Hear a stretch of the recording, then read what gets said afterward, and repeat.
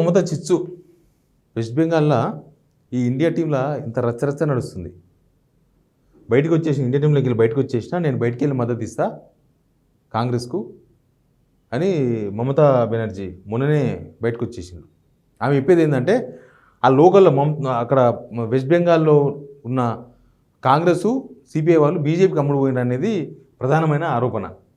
Same time Congress అక్కడ Congress leader ఒక ఆయన ఉన్నాడు, ఆయన చాలా ఇంపార్టెంట్ సీనియర్ లీడర్, అధీర్ ఆయన పేరు. ఎవరు చెప్పినా వినను. అధీర్ ఏంటంటే అసలు మమతా బెనర్జీ బీజేపీలోకి పోతుంది అనేది ఆయన చెప్తున్నాడు. ఎవరు బీజేపీలోకి పోతారో తెలియదు కానీ వాళ్ళు వీళ్ళు వాళ్ళ మీద ఆరోపణలు చేసుకుని వెస్ట్ బెంగాల్లో మొత్తం కాంగ్రెస్ పచ్చలైంది. ఏమైందంటే ఇండియా కూటమిలో మమతా పాత్రపై ఖర్గే స్పష్టమైన ప్రకటన చేసినప్పటికీ టీఎంసీ అధినేతపై విమర్శలు కొనసాగించారు. ఎవరు ఏం చెప్పినా సీఎం మమత పార్టీకి విమర్శలు కొనసాగిస్తూనే ఉంటారని స్పష్టం చేశారు. తను కాంగ్రెస్ పార్టీని అంతం చేయాలనుకున్న మమత గురించి తాను సానుకూలంగా మాట్లాడలేనని తేల్చి చెప్పారు. వెస్ట్ బెంగాల్లో ఎప్పటి నుంచో కాంగ్రెస్ వర్సెస్ తృణమూల్ కాంగ్రెస్. అసలు తృణమూల్ కాంగ్రెస్ విడిపోయిందే కాంగ్రెస్ నుంచి పడక. కాంగ్రెస్కు పోటీగా తృణమూల్ కాంగ్రెస్ వచ్చింది మమతా బెనర్జీ వాళ్ళ పార్టీ. కానీ ఇప్పుడు కలవమంటే ఎడ కలుస్తారు? పైన కలుస్తారు. పైన వాళ్ళకి ఏముండవు. పైన వాళ్ళకు పదవులే కావాలి, అధికారమే కావాలి. కాబట్టి మన దగ్గర కలవదు కాంగ్రెస్ టీడీపీలు పుట్టు వ్యతిరేకులు. అసలు కాంగ్రెస్కు యాంటీగా పుట్టింది, కాంగ్రెస్ను బొందబెట్టిగా పుట్టింది టీడీపీ. అప్పట్లో ఎన్టీఆర్ ఎందుకు పెట్టిండు? తెలుగు ఆత్మాభిమానం అని ఎందుకు తీసుకొచ్చిండ్రు? కానీ ఇలా కలిసిపోయినారు. అట్లా ఉంటాయి రాజకీయాలు. కాకపోతే అందరిలాగా ఉన్నారు కదా, ఈయన కొద్దిగా సిస్టమ్ ప్రకారం ఉన్నాడు. ఎవరో అధీర్ చౌదరి అట్లా కుదరదు. ఫస్ట్ నుంచి వాళ్ళకి యాంటీగా మాట్లాడి వాళ్ళతో కలిసి పనిచేయడం. అయితే ఇక్కడ ఒక బ్రేకింగ్ న్యూస్ ఉంది. ఇది ఇంపార్టెంట్. అసలు ఈ మొత్తంలో ఈ ఇండియా టీంలో వీళ్ళు దేశానికి ఏం చెప్పదలుచుకున్నారో అర్థం కాదు. మొదలే అనవసరంగా మోడీకి అస్త్రాలు ఇస్తున్నారు వీళ్ళు. మోడీకి అస్త్రాలు ఎవరో ఇయ్యరు, వీళ్ళే ఇస్తారు. ఇండియా టీంలో ఉన్న వాళ్ళు ఇస్తారు. మరి అది కావాలని ఇస్తారా లేకపోతే ఇంకేమని ఇస్తారా రాజకీయమో తెలియదు. ఇదిగోండి, ఇండియా అధికారంలో రాగానే సిబిఐ ఈడీలకు తాళాలు, అంటే ఆఫీసులు తాళాలు ఇస్తారంట.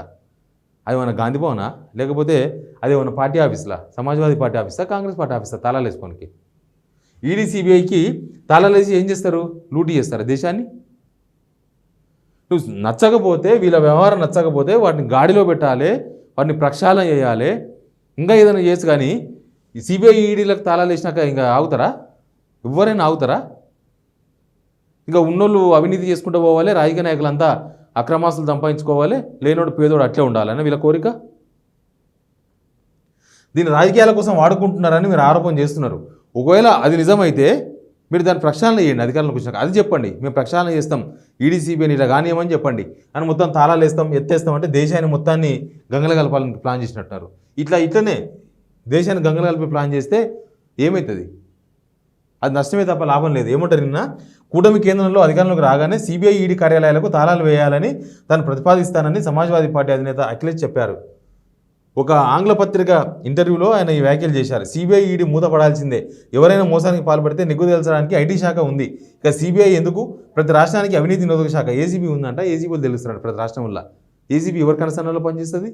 రాష్ట్ర ప్రభుత్వ కనసనాల్లో పనిచేస్తలేవా ఏసీబీలు? మరి ఇంకా ఏసీబీని ఎందుకు? ఏసీబీలు కూడా మూసేసి అయిపోయాయి కదా. ఇప్పుడు ఈడీ సిబిఐలు సెంట్రల్ గవర్నమెంట్ అప్పుడు కాంగ్రెస్ ఉన్నప్పుడు వాళ్ళు నడిపించారు, బీజేపీ వచ్చినాక వీళ్ళు నడిపిస్తున్నారు. దాంట్లో డిఫరెన్స్ ఏం లేదు. వాళ్ళేం పద్ధతులు కాదు, వీళ్ళేమో అది కాదు, అందరూ అంతే. ఆడున్నప్పుడు వాళ్ళు నడిపించారు, ఇప్పుడు వీళ్ళు నడిపిస్తున్నారు. ఏసీబీలు ఏంది? ఏసీబీ స్టేట్లో ఏ గవర్నమెంట్ ఉంటే ఆ గవర్నమెంట్ నడిపిస్తుంది. అట్లా ఉంది పరిస్థితి. మనం చూస్తలేమో ఏసీబీ కూడా మూసేసి మంచిగా దోసుకోండి, అందరు ప్రశాంతంగా దోసుకోండి. ఎవ్వరు పట్టణతోనే ఉన్నాడు. ఎందుకు? ఇక పోలీస్ డిపార్ట్మెంట్ మూసేయండి, పోలీస్ స్టేషన్లకు తాళాలు వేసేయండి, లొల్లిపోతుంది. ఇంకెందుకు అరెస్టులు ఇవన్నీ ఉండవు. పోలీస్ స్టేషన్లో కూడా తాళాలు వేసేస్తే ఇంకా యువనతలు పడిపోతారు. మాట్లాడే ముందు కొంచెం జాగ్రత్తగా మాట్లాడాలి కదా. ఎవరిని టార్గెట్ చేసుకుని మాట్లాడినా అది సమాజం మీద ప్రభావం లేకుండా ఉండాలి. ఇక సిబిఐ ఎందుకు? ప్రతి రాష్ట్రానికి అవసరమైతే దాన్ని ఉపయోగించుకోవచ్చు. బీజేపీ రాజకీయ ప్రత్యర్థులపైకి మాత్రమే కేంద్ర దర్యాప్తు సంస్థను ప్రయోగిస్తున్నారు. ప్రభుత్వాన్ని ఏర్పాటు చేయాలన్నా కూల్చాలన్నా వాటిని వినియోగిస్తున్నారు. సిబిఐ ఈడీలను ప్రయోగించి బీజేపీ ఏ విధంగా దోపిడీకి పాల్పడిందో ఎన్నికల బాండ్ల వ్యవహారం బట్టబయలు చేసిందని అఖిలేష్ యాదవ్ వివరించారు. అదే ఆయన కథ. మొత్తానికి రేపు పోలీస్ స్టేషన్లు ఇంకేమైనా ఉంటే ఇవి మొత్తం మూసేస్తాం, ఏమీ అవసరం లేదంటారేమో.